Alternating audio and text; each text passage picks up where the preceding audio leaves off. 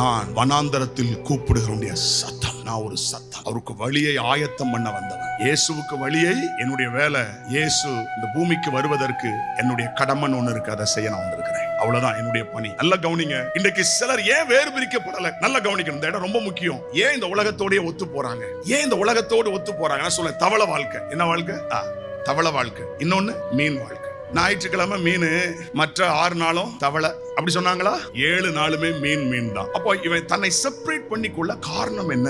இந்த ரகசியம் என்ன அப்படின்னு பார்த்தா, இவன் யாருங்கிறத தெளிவா இருக்கிறான். இன்றைக்கும் நான் சொல்றேன், நீங்க யாருன்னு உங்களை கண்டுபிடிச்சிட்டீங்கன்னு வச்சுக்கிடுங்களேன், ஸ்தோத்திரம், இந்த உலகத்திலிருந்து உங்களை நீங்கள் வேறுபிரித்துக் கொள்வீர்கள். இந்த உலகம் எப்படி இருந்தாலும் பரவாயில்லை, உங்களை சுற்றிலும் இருக்கிறவங்க எப்படி இருந்தாலும் பரவாயில்லை, உங்களை நீங்கள் வேறுபிரித்துக் கொள்வீர்கள்.